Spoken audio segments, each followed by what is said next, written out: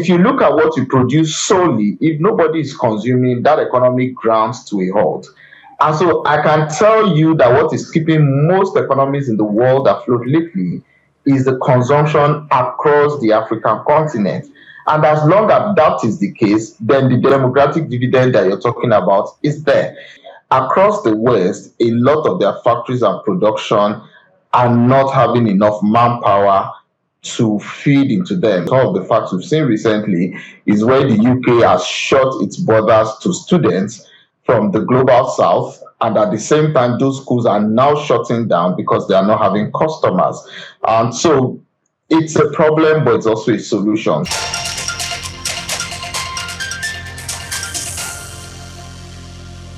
Here is the uncomfortable question. Does Africa hold 1/5 of the world's wealth? The numbers tell a sobering story. While our population share approaches 20%, our contribution to global GDP remains in the single digits. We are expanding in numbers, but are we expanding in economic power? We are rich in people, but are we equally rich in productivity? This is the paradox of our time. A continent blessed with natural resources, entrepreneurial energy, cultural capital, and demographic advantage, yet still struggling to convert human potential into economic output at scale. So today on Just Africa, we unpack Africa's GDP versus population share, the growth gap. Is Africa's economic output matching its human promise? Are we building value chains or merely exporting raw potential? Are we leveraging our youth berg or managing a ticking demographic clock? And more importantly, what must change in policy, in leadership, in capital allocation, in education, in infrastructure for Africa's population strength to become an economic strength? This conversation is not about despair, it is about direction. Because demography without productivity is pressure, but demography with strategy is power. Let's unpack the numbers. Let's interrogate the policies and let's explore the pathway from population growth to economic growth. So to help us dissect this critical issue from data to development strategy, we're joined by Professor Oludiran Akinleye. He is the HOD Department of Economics, University of Lagos. He brings deep insight into Africa's economic architecture and growth prospects. Hello, Prof. Welcome to Just Africa. Good afternoon. How are you? I'm fine. Welcome to Just Africa, sir. Okay, so let's go straight to the conversation. Africa accounts for nearly 18 to 20% of the world's population, yet contributes a much smaller share of global GDP.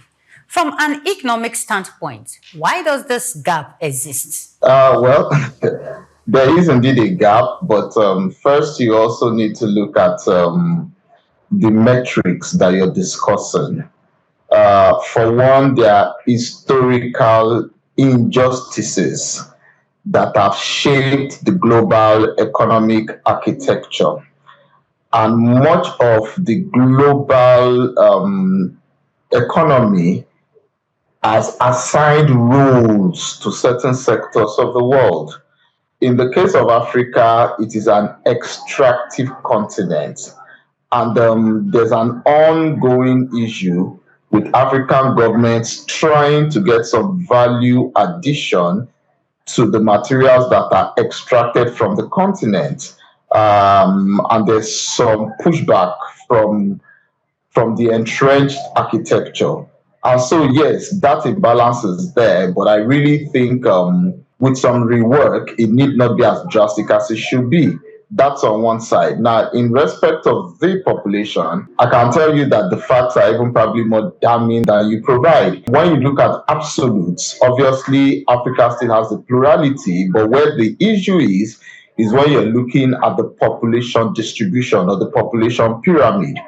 Nobody begins to come close to Africa when it has to do with persons below 30 years of age or even below 18. And so what we see or what we expect is that much of the future growth in population is going to be happening on the African continent. And the numbers posted across SSA, of course, are much higher than we have in much of the global south. Again, this is a place, unfortunately, it has fed into, demagoguery and, all sorts across the global north. But I think it's a win-win for everybody. For example, there's little you produce. If there's no population to consume it, the production itself will collapse. And so the consuming population is in Africa, which is a win. Across the West, a lot of their factories and production are not having enough manpower to feed into them. Some of the argument we've seen recently, or some of the facts we've seen recently, is where the UK has shut its borders to students from the global south, and at the same time, those schools are now shutting down because they are not having customers. And so it's a problem, but it's also a solution. So I think what we should look at is that we can get, to have a global or a holistic, review of the way population flows work, so that the centers with excessive population can have a structured way to move some of their population to those countries or those regions with thinning population. Thank you. Prof, are you saying that remaining an extractive continent is best for Africa? How long do we want to remain in that position? If we remain extractive, do you think Africa can develop more than it is right now? I'm certain I did not say remaining an extractive continent is best. What I did say is how to look at value addition for those materials that are extracted from the continent. And so if you extract a resource from Africa, and then in the final cost of the product, Africa gets 5, less than 10%, and then those countries where it is reworked or improved upon get to walk away with 90%. So the conversation then is to be, how do we move some of the processing to the continent? And like I told you, several African countries have started this process, but there's a pushback from the West, okay?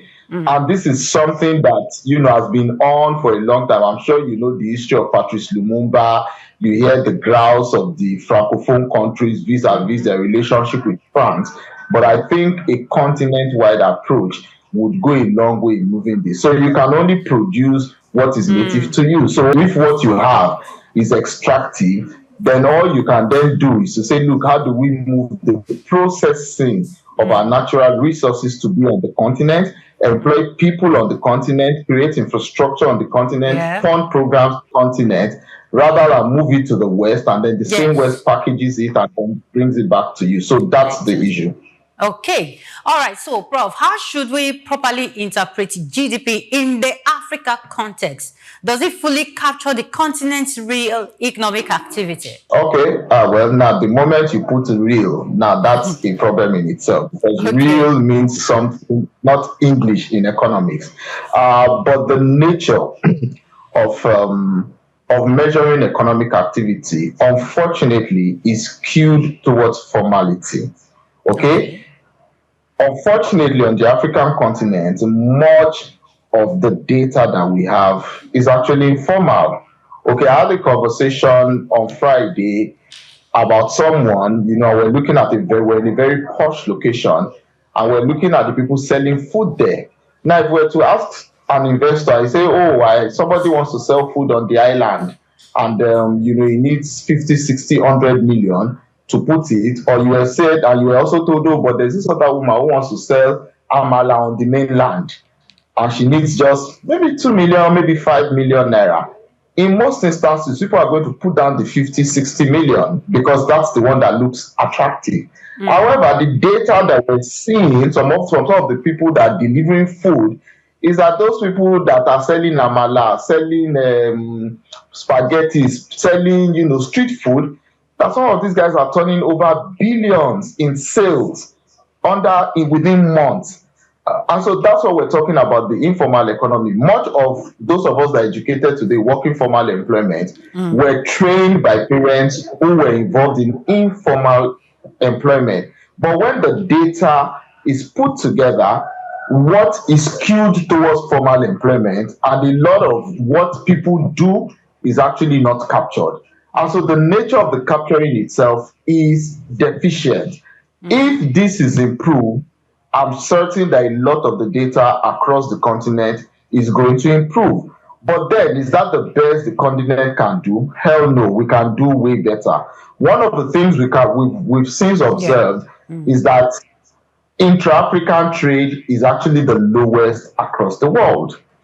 Okay, when you look at Nigeria's trading partners, the top countries are outside the continent. It's Yeah. not the same with Europe. It's not the same with the Americas. And that's why the African Continental Free Trade Area was put in place. But years after, it's stillborn. Even the West African what's it called, currency agreement is stillborn several decades after it was put together. So I think some of this, the intensification of intra-African trade, will help to, to wake up certain sectors. For example, we see Dangote refining petroleum products, but his market is spreading in Africa, but his principal customers are not in Africa. So that's one. But I think with those two, we should. But like I said, historically, there are a lot of imbalances to look at. And, if we keep working it, I think the data will come out a bit better in the future. But right now, it is abysmal, but especially because of the metrics or the way that the data is captured. Yes, okay. You mentioned only one way right now, which is Africa intra-train is something that you mentioned. Are there other ways whereby we will be able to capture data or formal data, make data to be more formal than the way it is now, apart from that training? Well, we are there now with technology. Okay. There's much better. Data can be better captured with the technologies that we have. Okay. Let me give you an instance. There was a particular there's a particular market where a certain kidnapper years back was kidnapping people, and was collecting from each person kidnapped the equivalent of $1 million, every single person. And when it was busted, all the information came out. And then the tax services were spoken with, and they said that from their record, then $1 million was 160 million naira. But from the record of the revenue services, nobody there was declaring revenue. Let's even say profit. I think it was revenue, but let's even assume it's profit. Nobody there was declaring profit above 500,000 naira. And that's what informality does for you. There's a whole lot that people just subsumed within the darkness of the data that they don't have. But now with NIN, with BVN, with a lot of other technologies, I think a whole lot more will start coming to light. Even like I told you, there was a food delivery company that came out with data and said, oh, somebody selling spaghetti somewhere in Yaba made over $1 billion naira in, I think, 8 months. Another woman selling amala put out 3.5 billion. These were data that nobody had any idea could come out of those kind of places. So with technology, the invisible will start to become very much visible. And I think we're transiting, but expect the data to be better in the coming years. All right, thank you very much, Professor. But I want to ask again, these data that are made available right now, how often do economists or the African leaders, how often do they put them into use to see how they can scale up the African economy generally?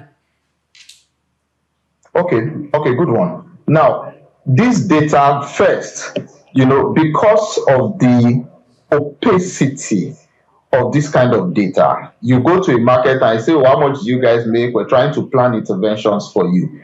Because they have an eye on the tax liabilities that may come from there, a lot of people are not going to give you accurate data. So you say, oh, from the data we have, let's assume 50, 60 trailers go to this market every week or every day to go and drop load. Let's do a road that will have this capacity. But it turns out instead of 50, 60, it's close to 300.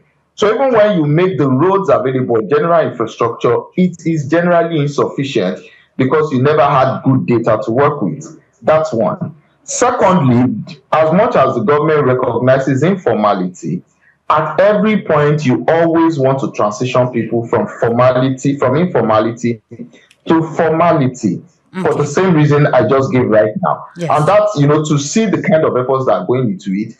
That's why things like BVN, NIN were brought in. And it's interesting, it's very nice to see that it is now used in looking at data, data to be used for tax purposes. I don't have the data yet, but I'm sure if you were to ask the CAC, a whole lot of people have transited their businesses from individual or from private accounts to corporate accounts. So Okay. that's part of what is being done. But unless you have data in a formal manner, it's difficult because you almost always will overestimate the interventions that are needed. Even when it has to do with providing credit, usually what we hear is that, oh, the people that are supposed to be targeted are not getting this credit. It's not Okay. because the government or the program itself is not laudable or is not noble, but the people that are able to provide the formal data are the ones that are able to get the money. So if you want an intervention for rice farmers or for groundnut farmers, and then you ask them to bring documentation, and it's not there, how do you want to track it? How do you want to give it to them? If some other group of persons are then able to provide the documentation, then of course they are likely to get the money. So we need to modernize our economy. We need to get our data up to speed so that we can better harness some of the benefits. We all like the West, but anybody who's lived or worked there will tell you that structure already exists. So we need to accelerate the process of formalizing our informal systems so that we can better target them for positive interventions. Prof, who are those that are responsible for making this data available? Who are those to put this structure in place for organizations, for businesses to be able to have access to them? All of us. Principally is ministries, departments, and agencies of the government. But Okay. at the same time, if the citizens do not provide proper information, Information, yeah. it's garbage in, garbage out. Okay, there are also a whole lot of agencies, civil society organizations, non-governmental organizations that also operate in this space. I know that for certain sector-specific interventions, there are certain agencies that have a whole lot more information than even the government has. So it's a general thing. And yes, there's also what we call data fragmentation in this part of the world. Okay. Sometimes you go to 2, 3, 4 different agencies to obtain the same data, and they all give you different types of data. So the integrity of our data needs to be worked on. But again, it's principally government agencies, but supported by other non-governmental agencies and principally the citizens. All Quality right, thank you. information, quality outcome. All right, thank you, sir. So Africa is the youngest continent in the world. We want to talk about population now. At what point does a youthful population become an economic dividend? And what conditions must exist for that to happen? Okay, well now, so I'm coming in from a different angle. A lot of the conversation people have when it has to do with population and the economy always assumes you must be producing. And this is, Okay. again, the way data is measured, okay, the way we measure data. However, what's probably more important is what you consume, okay? This is the whole basis of Keynesian economics. If you look at what you produce solely, if nobody is consuming, that economy grounds to a halt. And so I can tell you that what is keeping most economies in the world afloat lately is the consumption across the African continent. And as long as that is the case, then the demographic dividend that you're talking about is there. However, where it becomes a problem for Africa is that for you to buy optimally or to consume optimally, you also need to earn at a higher level. For Okay. many of our young population, their livelihoods are suboptimal. And so you get people that have a certain skill set but are not they are not properly remunerated. Or Okay. even when you have certain skill sets, sometimes you don't get the jobs that you want and all of that. So that's where transitioning from informality to formality also always comes in. But for me, I think we're pretty set up. And to also be fair to the continent, the way the demography moves, first it accelerates then it stabilizes, and then deceleration comes in. I'm sure if I were to ask your viewers, their parents possibly have so many children. By the time it's gotten to them, the number of children will drop. I can also promise you, by the time it gets to the turn of their children, the number of children they have will also drop. Okay? And a downside or an upside to negative economic realities is that sometimes when you think school fees is cheap, rent is not expensive, you can keep giving birth to kids. But when all those things go up, at the same time everybody decides, oh, I can only do 2 children, I can only do 3 children.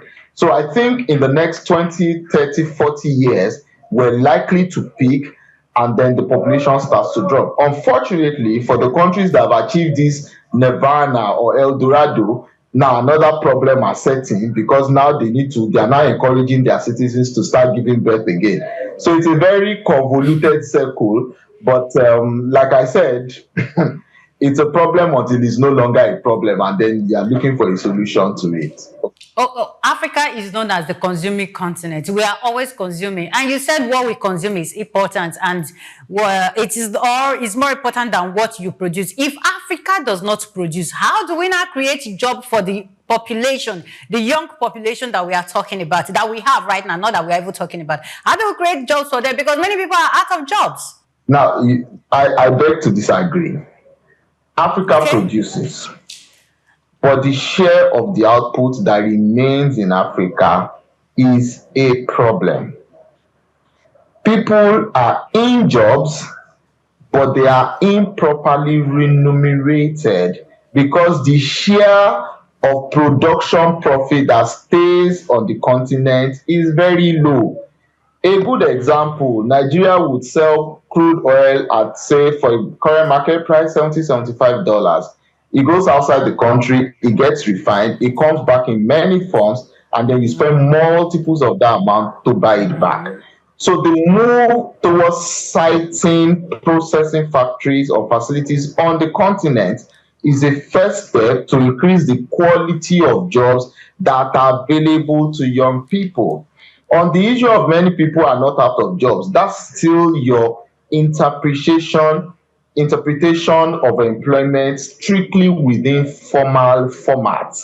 Okay, for persons who are out of job, indeed, then they will die because they will not be able to earn an income. However, what a lot of people do is that they then get involved in the informal economy, at which point it then begins to go dark to most of us. And so people do things within the informal economy that they get by. But again, the share of the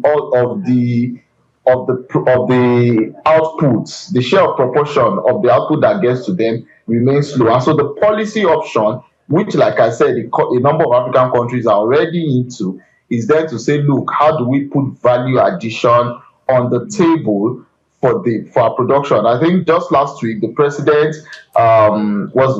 renewed the ban on the export of share nuts from Nigeria. Why? Because it sells share nuts for peanuts, and then it gets processed in the West, and it comes back in a million forms, and you're paying top dollar for it. So that's the way to go.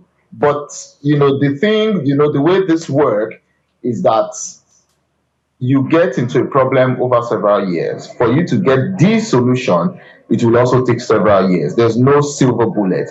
Now, in this case, the data that we're getting that is coming out over the last 2 years is that increasingly manufacturing capacity has been trending upward in Nigeria. If manufacturing capacity is not trending upward, we will not have been consistently having 8-10 quarters of budget surplus, of trade surplus in Nigeria. Okay, so it's a process that is continuing. It's a process that we hope during and after the coming elections will continue. The China we're celebrating today took 30-40 years to become. I mean, this is a process that started in 72, 74, 75. They got into WTO in 1990. And then it became too big to the West by 2010, 2016. So it's a multi-decade process And I think what we can do at this stage is just to, go with the metric to be sure that the process is continuing, is on track, rather than, and I think this is a minus for democracies because we're always chasing the next election cycle. We Yeah. usually are in short-termism in our thinking. For you to have development, it's a 30, 35, 40-year process. That's how we define development. So once Okay. we're able to consistently have growth, and of course, I'm sure you're also aware that non-oil exports is far outpacing oil exports. So basically, we're an economy in transition, and I think with some tweaking on a daily basis, but keeping focus on the things that really work, we're on track to become a better country, but not in 2 years, not in 4 years. We're looking at a 15, 20, 30-year timeline. You are a professor, an educator, and you keep teaching people and you understand what economics is all about. Is Africa educated for employment or educated for unemployment? Is it possible to educate for unemployment? Yes, because that is where, if we're just focusing on certificates or we are thinking about skills at all. Okay, so I'll come back there. I think we do have a problem with the education system, but it's not where you are coming from. Okay. Now, in respect of what we are educating for, I'm certain once in a while you've seen stories of, a Nigerian is now somebody in this place. A Nigerian is now another thing in another place. And so Nigerians make it to the very, very top of the workplaces, where they do work. And a sizable proportion of them are definitely educated in Nigeria. Even if they do sometimes go for their master's degree abroad, a lot of the education is done here, primary, secondary, and all of that. And they go on to excel. And so the data that we have from the marketplace at the most elite level is that Nigerian education is comparable to what obtains elsewhere. And I speak with particular emphasis on the University of Lagos. And of course, let me not even be particular. Across Nigerian universities, colleges, secondary schools, we produce exceptional graduates. Across the African continent, internationally, across other continents, our graduates and educated persons perform well. So, and I stand by that any day and every day. Are there people who do fall the cracks? Are there charlatans? Are there poor outcomes? Obviously, yes. But in the majority of instances, I'm a Nigerian educated person. I'm certain you're a Nigerian educated person. We're having an intelligent conversation. I would have the same conversation with an anchor from an international news outlet. And so, yes, our graduates are very good. Where I see a problem, and this is personal, and I think increasingly many people are, is that we need to decolonize our educational system. Okay. A lot of what we pass on is what we're told by colonialists, and that's what many people still pass on. I remember when I was growing up in secondary school, primary school, we're told some of the quiz questions were asked, who discovered River Niger, who discovered all of these things are claptrap. They really are not sensible. It just was, some Caucasians feeling they needed to be superior to the Africans, and they came with all kinds of funny data. So with decolonization, we can better examine the markets that are important to us. Okay, we can better, work in our apprenticeship scheme to be a part of our curriculum. What we do at our end in the University of Lagos is that we're finding out that increasingly a proportion of our students graduate to be entrepreneurs from day one. Okay, even for those that do seek formal employment, somewhere, sometime along that journey, they decide that they know enough to set out on their own. And the success stories are everywhere across. And so, yes, we are graduating excellent products. How you then define excellence along the lines of employment and unemployment, I'll leave to your imagination. But our outputs are commendable and compares with the very best from everywhere else. Thank you. Okay, thank you very much, Prof, for that. I love the fact that you said, yes, we are educated for employment. But how do we ensure that African graduates see beyond certificates? I know you talked about entrepreneurship right now, but how do we ensure that skill acquisitions become something that It's part of the system. I know that most of our polytechnics, they do that a lot. Yes, they ensure that they acquire so much skills, but it is not always like that when it comes to the university.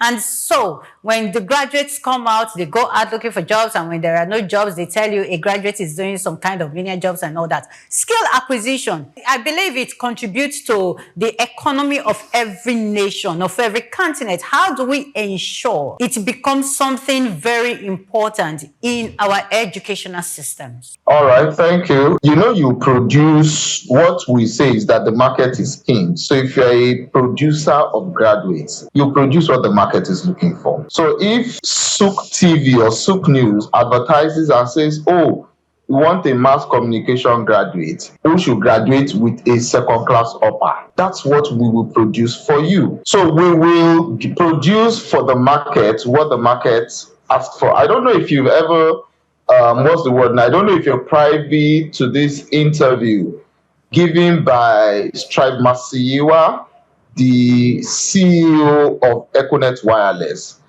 I know he was talking about experience in Nigeria, and he said that, when he came in, they needed staff. And so he put out an advert, and he told his staff that, okay, that at the end, of course, it's expected that the HR would gather people and then tell him these are the people that recommended. I said when it was time, they brought in bags and bags and bags and bags of applications. And he then said, he asked them, what is this? And they told him, oh, these are the people who applied. He said, well, how could so many people apply? That's one. Then, even if so many people apply, I expect you to have shortlisted for me only those who were qualified. He was probably expecting one single file or folder with maybe 10, 20, and they told him everybody who is inside these bags is qualified for the jobs that were advertised for. And he threw him because he had never been in a country that had so many people. And so he said for him, the one takeaway from Nigeria is the quality of the manpower, the fact that we just produce and produce and produce and produce graduates who, like I said earlier, do go on to perform. Even in the US, the data is out. Nigerians are they out-educate among all other ethnic groups, okay, by significant proportions. And so we do. But like I said, if the marketplace is asking for a certain set of we must have a 2-1, you must have studied this, those are the people that will apply. Okay, but I think what industry has done, what universities are doing, and I can speak specifically about where I work, University of Lagos, where we have a whole lot of centers that are now into skill acquisition. We have a NIDA center teaching coding, teaching and all of our CITS into cybersecurity. We have the entrepreneurship center. Even our mass communication department has a radio station, has a TV station. Our library regularly does regularly does podcast and co. So we at this level are teaching our students the skills that they need to compete in the marketplace. But at the same time, the certificate gets you a foot in the door, and then at the point of interaction with whoever wants to employ you, then of course we're able to give you the skills that we have. But I think when industry also adjusts to have a set of skills that they want to examine students with, then the educational system will catch up. But if I come to you and I tell you I can drive anything, I've driven trailer, I've driven this, the first thing you ask me for is, do you have a driver's license? Do you have a driving certificate? Which school did you learn driving from? So what you yourself are looking for is paper qualification.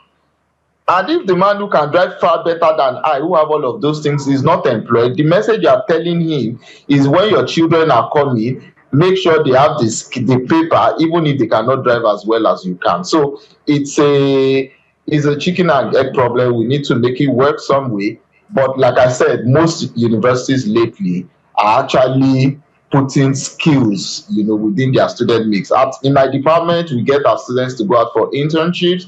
Bank of America, Goldman Sachs, both within and outside the country, and they come back with very strong recommendations. And in a lot of instances, these people get called back to become full-time employees. So for some of us, we made the transition, but industry also needs to step down on their endless request for paper requirements.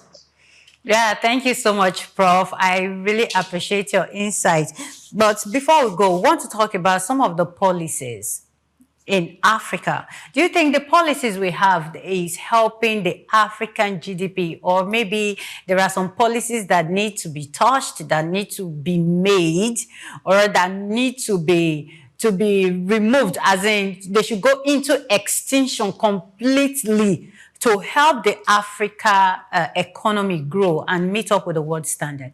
Okay, now that, if I may, your question is very broad.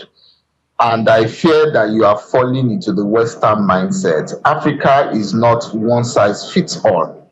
Okay. Okay? Africa is very different. I'm sure you are not going to say, oh, a European standard or European policy for all of Europe. It doesn't work like that. So, are there policies that could be put in place? Quite a number of them are already in place across the continent. Okay. But you see, moving a country is pretty much like driving a ship. Okay, when you drive a car, you turn your hand left, the car moves left. With a ship, you need to give it some time to change direction. So a lot of these policies are already in place. Now, I hope we also, in asking this question, also realize that it's going to come with some unpleasantness for the citizens. Okay? First subsidy was a very dangerous policy which everybody knew, or every government had railed against, but did not have the boldness to do it.